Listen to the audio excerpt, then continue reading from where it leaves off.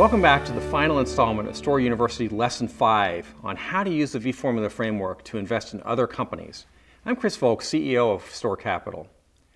In our last lesson, we learned how to use the market V-Formula to compute the current pre-tax rate of return on equity for your investment in a public company. The market V-Formula is the exact same thing as the V-Formula, only it incorporates market value added, or MVA, into the amount of the company's value in excess of its cost into the equation. The result of adding MVA to the numerator and to the denominator of the V-Formula will be that your pre-tax rate of return is going to be lower, and potentially substantially lower than the rate of return realized by the initial corporate investors. After all, the investment amount goes way up, and the proportion of the amount of the company funded by equity goes way up. Other variables are unchanged, and your returns are going to fall. So when you've gone through all of this brain damage, which are the most desirable companies? They tend to be the ones having the highest market V-formulas with the lowest use of OPM, requiring contractual payment obligations. And more than that, they tend to be the ones having the highest prospects for growth.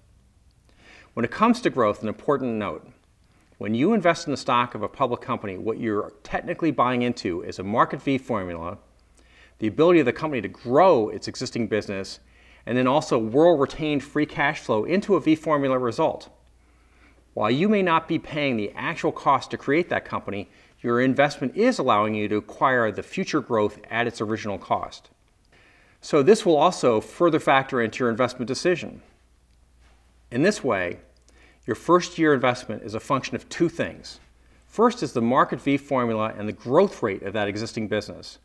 And the second is the V-formula realized by the reinvestment of free cash flows into the company growth.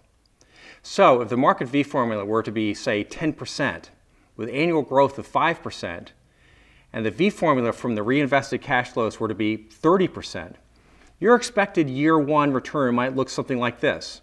You would take the market gross return of 10% plus the growth of 5% to arrive at 15%, and multiply that by the proportion of the initial market investment to the total investment that the company is going to have at the end of the first year. Say the free cash flow amounts to 10% of the company's existing market investment.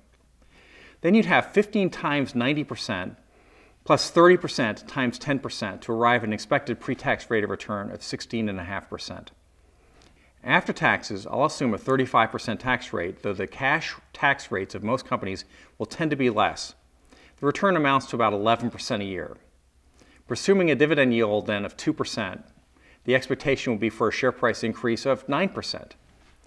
I am assuming an unchanged market valuation multiple. Investment returns are always a function of cash dividends received and changes in the price of the stock that you own. The V-formula approach can help drill into how this fact fits into the actual business fundamentals in what is absolutely a value-based approach to investing.